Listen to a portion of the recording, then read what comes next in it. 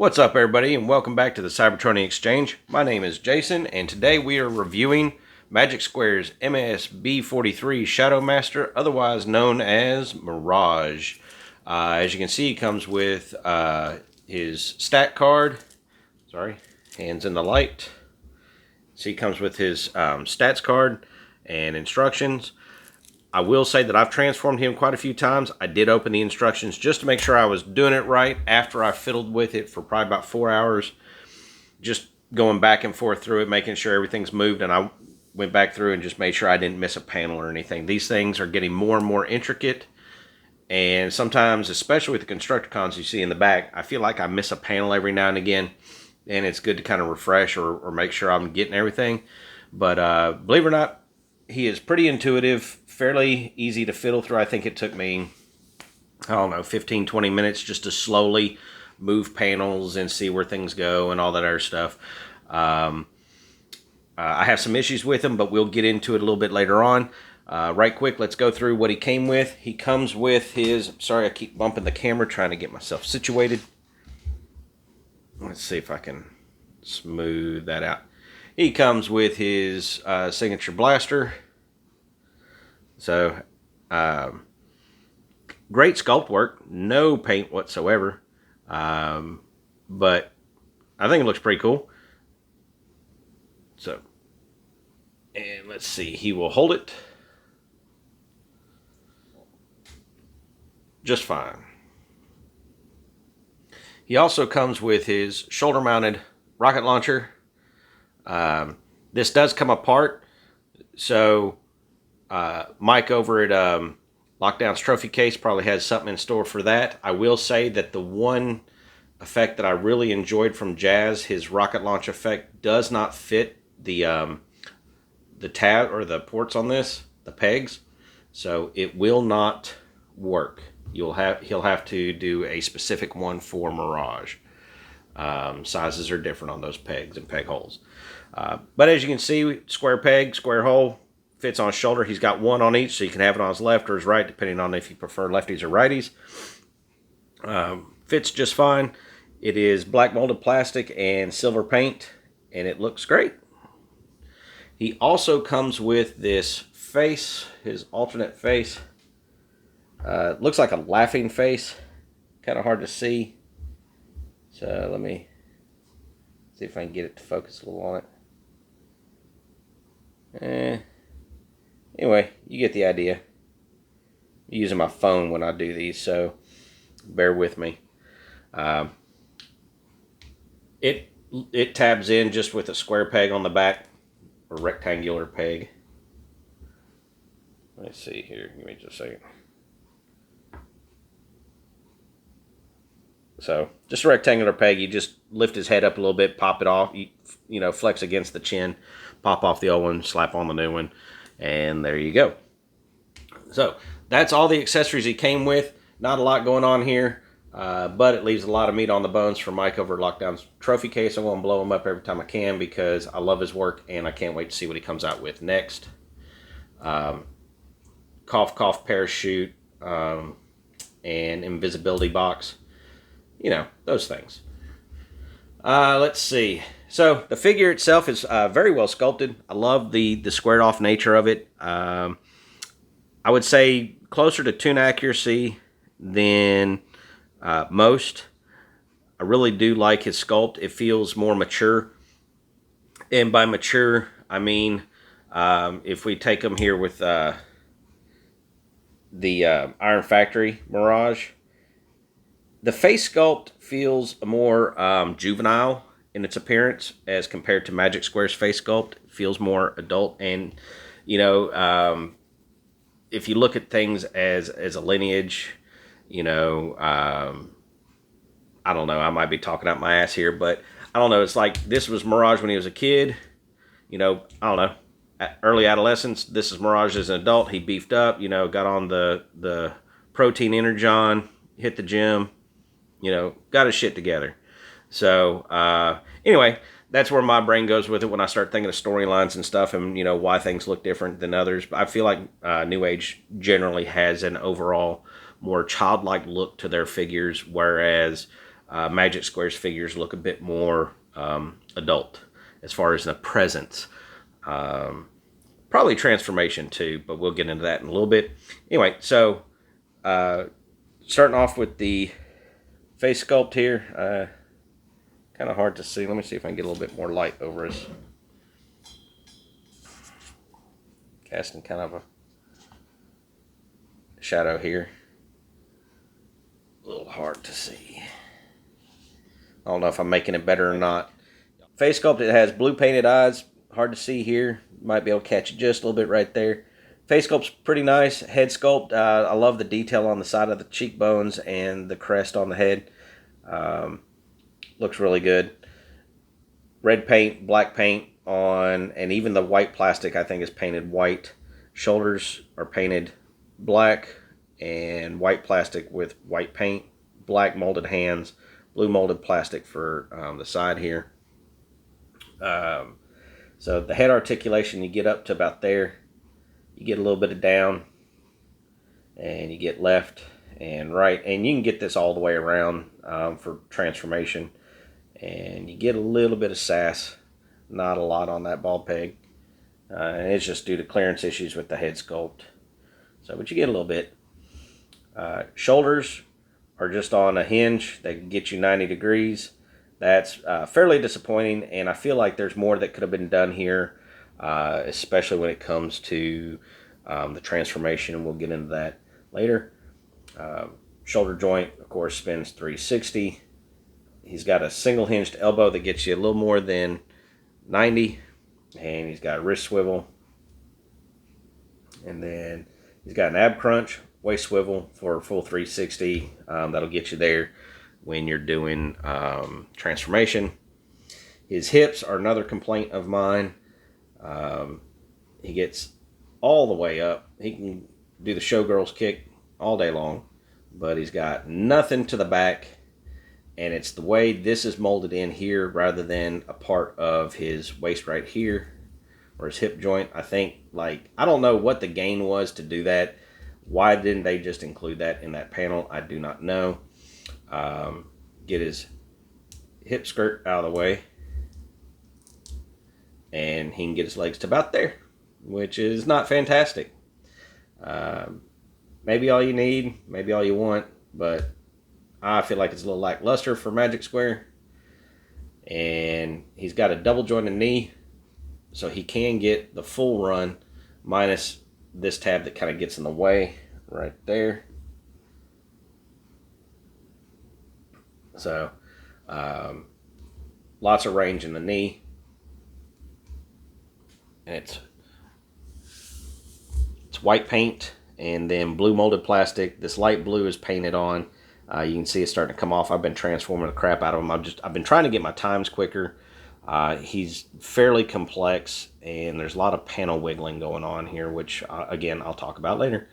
Paint wear here. There's paint wear on his chest up here from the head going in and out. Anyway, he's got a thigh swivel.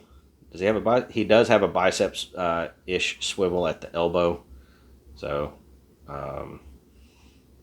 didn't mean to miss that. He's got toe tilt down, a little bit of up.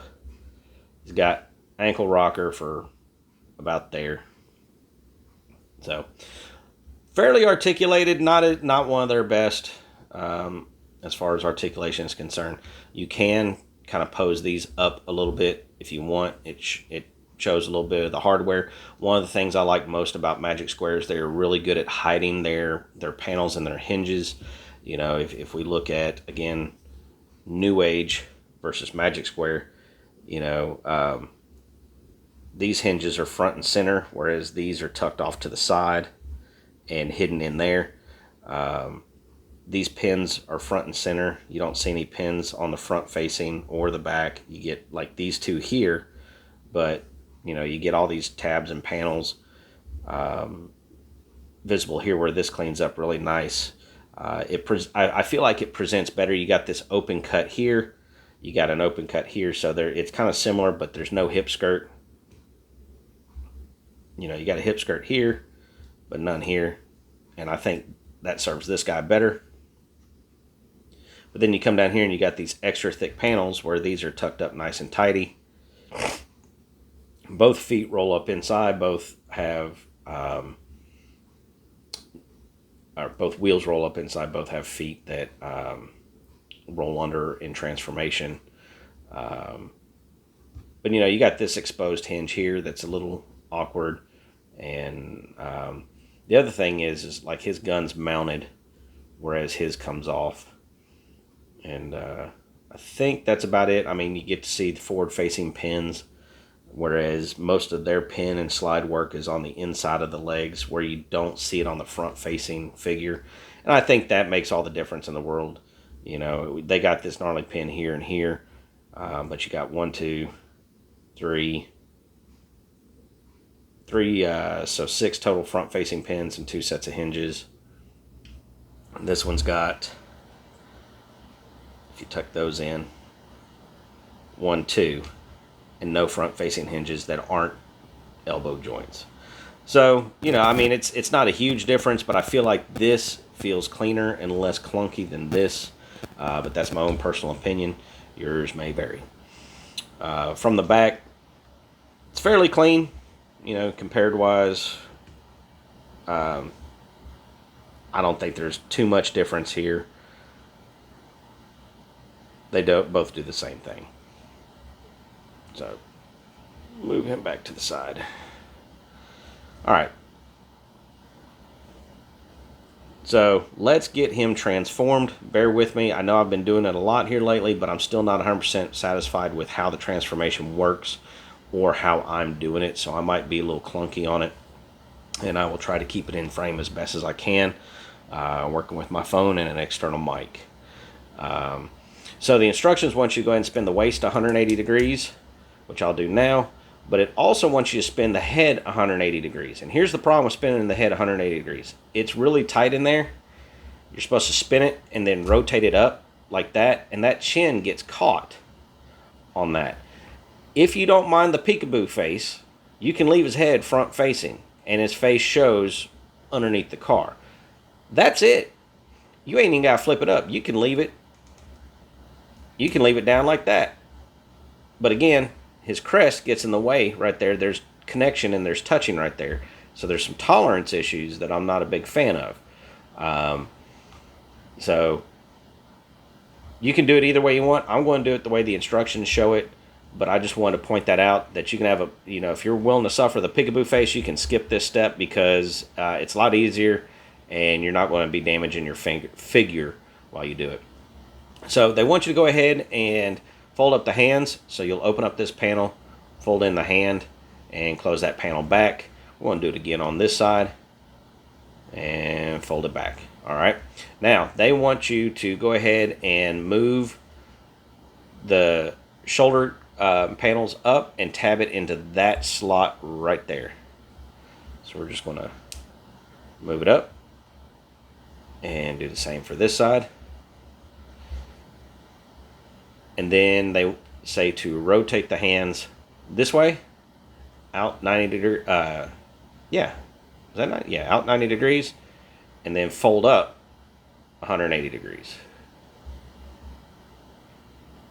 There's your double hinge, and that should have been facing forward. They should have put a bicep swivel right there to give you that motion. So, but again, that's me being picky. I forget what step they want you to do next. I think it's lift up the chest, but I also like to go ahead and get these untabbed because they are kind of blocked in.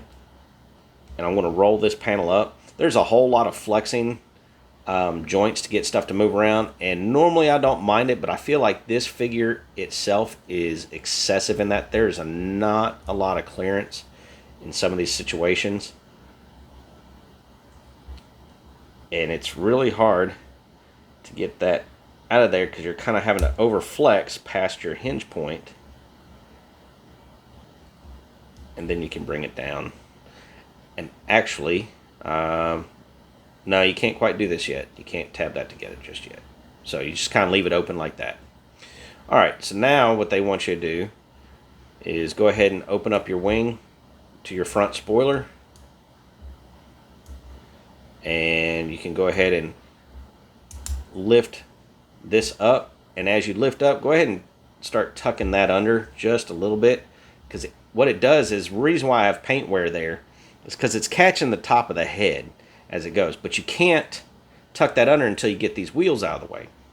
And the wheels are held in by these wonderful little tabs right here. So you fold that panel down, and you fold that panel down. Once that's folded down, you can actually take this up on a slider, push it down a little bit, push those under, begin to lift that up. You can roll your wheels out, and then you can continue to lift this up, and it feels like you're forcing it. Like the movement, it looks like you have a ton of movement in there. You really don't. You don't have a lot of room to do squat.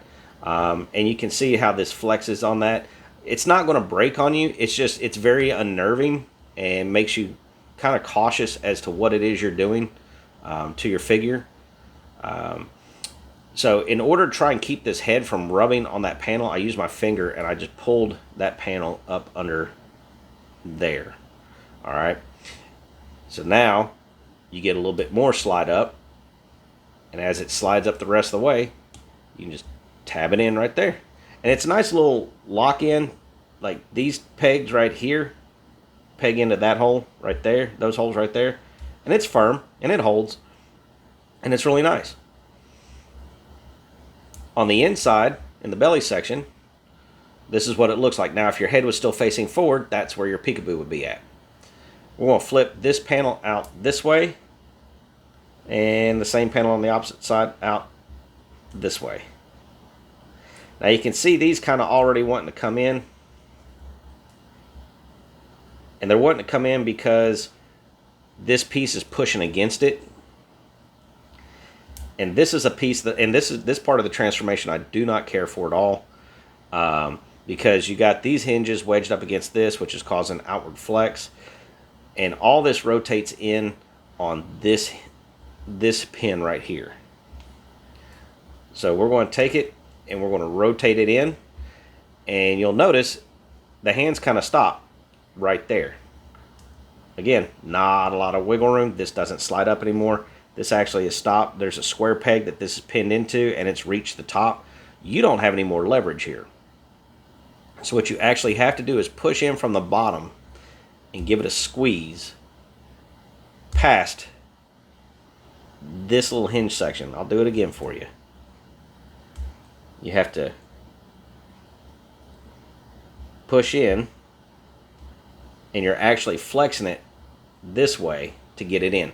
I hate that. I hate it. I hate it. I hate it. I love Magic Square. I'm an advocate for the materials that they use, and the only reason this works is because the materials that they use, and while they are durable and flexible, that is such a tight tolerance that annoys the crap out of me. So that is why I hate that as much. You know, I'm forgiving for a little bit, especially when you have long armatures like this that would flex naturally. But this, I feel like I'm just shoving a square peg into a round hole here, and it's annoying. So, with that being said, let's do the other side. Take it, fold it in. And this kind of sticks down a little bit, like it doesn't come up all the way. So you kind of have to maneuver past it. And in. Now, had they had a butterfly joint here, you know, had this been a hinge back here, you know, pin hinge through, or something to that effect, you could have rotated this up and then came in and slid it down 90 degrees or however many degrees of that upward rotation. You know, if this rotated up this way and then brought them together and then came back and tabbed them down, that would have been a better design choice. Probably an extra pin, extra hinge, and you'd be done. So, and you'd probably, let's see, you would have, I guess it really wouldn't add any articulation to it, but anyway. So now these little pegs tab into that hole there, and again, it takes a little bit of a squeeze to get it in.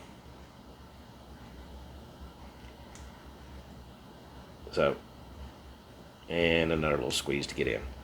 and they squeeze in nice and flush. Now up here on the top, we can go ahead and sort this.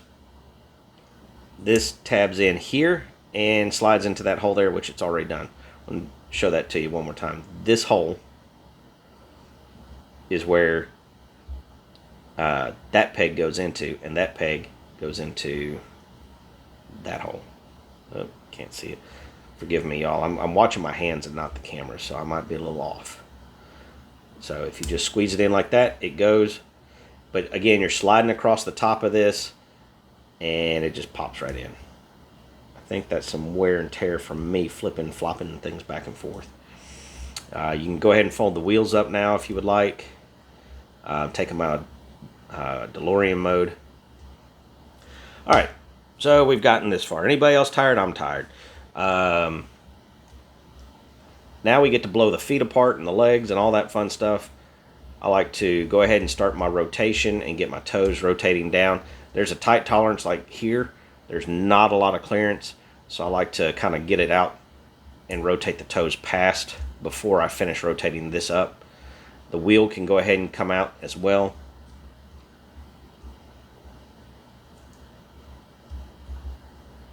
Rotate that flush and backing up. This is going to take a lot of massaging to get through. It's not a quick, clean, solid movement by any stretch of the imagination. So we're kind of here. Our wheels are out of the pocket where the feet were, and now we're on the back side. We got to flip these panels out. They're tabbed in here and here. And so I'm just going to take my thumbnail in there and just lift it up on both sides. Now, this whole panel on the outside is now on its armature. You'll fold in and fold in again. Alright, let's do that for the other side. We're going to pull it out. We're going to fold in the bottom half and then fold both halves inside. Okay, it's at this point you should be able to take this, and this piece tabs into there, and this piece is supposed to tab in here. This is where it gets a little weird. I don't necessarily like it. It's not clean by any stretch of the imagination. This is fully extended out. This is as far as that's going to go. And you almost have to stretch past it. So I'm not a fan of that. I'm going to save this for last, I think. I'm going to go ahead and flip some of this other panels around. And I'm hoping it'll move like the knee joints around maybe. Maybe the knee needs to be closer. I don't know. So anyway, you can go ahead and flip that shin all the way around and flip the motor piece out. Do it for this side as well. Shin all the way around and motor piece out. Alright, so now you're like, oh, okay, well that cleans up and that goes together really well. You can go ahead and tab this together back here. But for some reason, these two tabs are like extra long. I don't know what they tab into, but they're forcing the legs apart. What do they tab into? Oh, they tab into the crotch up here. So when you slide it up, you're actually forcing the legs apart, and then you gotta squeeze that all the way in. Some of this might be a little bit of a discovery for me because I'm being a little bit more hypercritical now that I'm on camera, and I'm being a little extra cautious as to what I'm doing and what I'm showing. So if I push those all the way in, the gap isn't as bad in between here as it had been in previous times I've tried transforming this. I'm going to go ahead and I'm going to tab these together. This actually for me tabs together better, taking the male side and plugging it into the female side from the bottom of the female side. And then pull that up, and I'll hold that in place while I fold the feet back. These wheels kind of naturally gone into place, but if yours haven't, this tab here goes into that tab hole there, and that's how those go together. Now we're looking like we're pretty close. We're within like half a millimeter of being where we need to be for this. And I am pushing forward and it tabbed in. And I'm just kind of gently squeezing them together and it tabs in.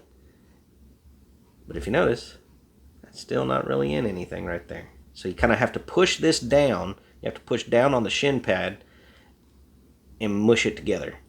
So we're going to do that one more time, see if we can get that a little cleaner on the action here. We're going to push that in, just like that. This shin pad, I'm going to push down. And see, it's not wanting to go in. So I'm going to go ahead and finish squeezing this side together. So now that that's together, I have tension pushed up against this. If I push this shin pad down, now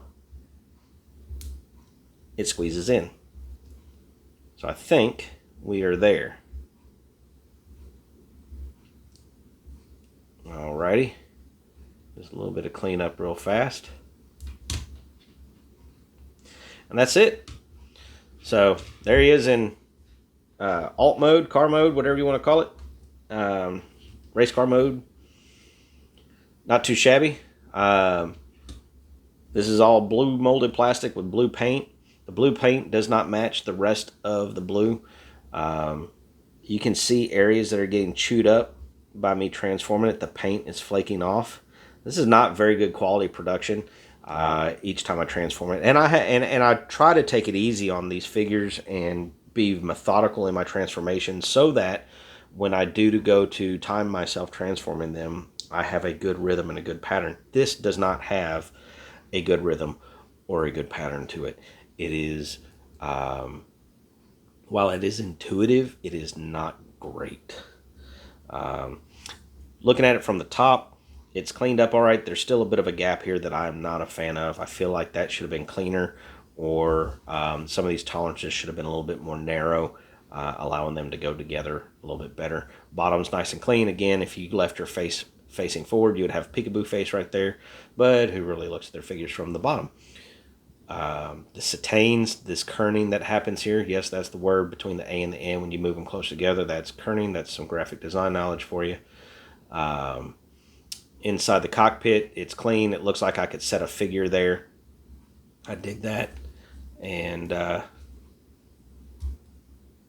silver paint here, silver paint here.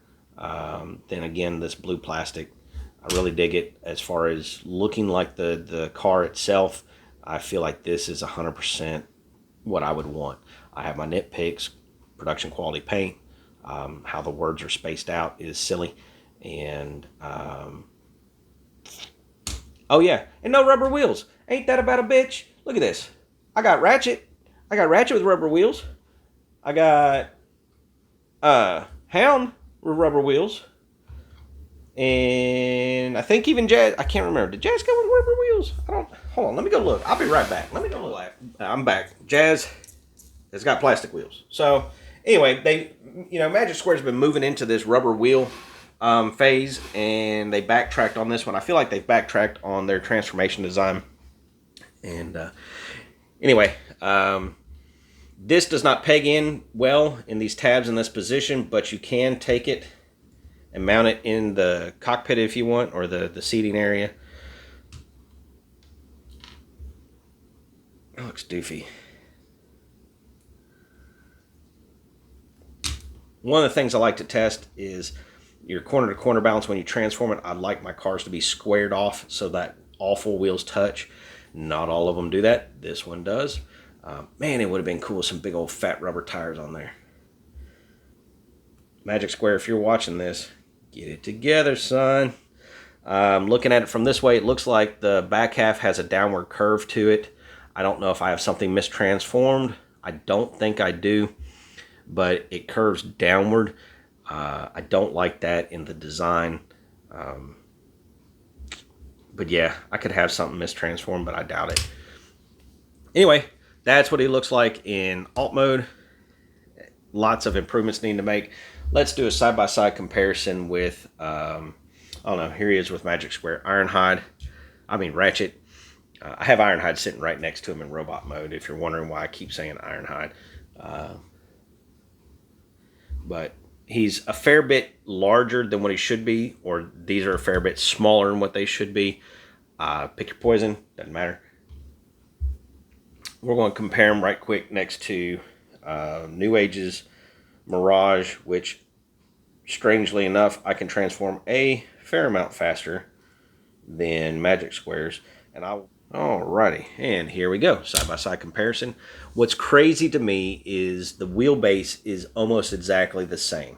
The car for Magic Square is a little bit longer, and I say a little bit, like quarter of an inch. All right, if I lined up the front wheels, we were probably about a quarter to 3/8 of an inch longer on the back side. All right, looking at it from the front, they look really good. I wish they had done chrome or silver instead of this blue, but I don't hate the blue, so it's okay. I like this darker blue.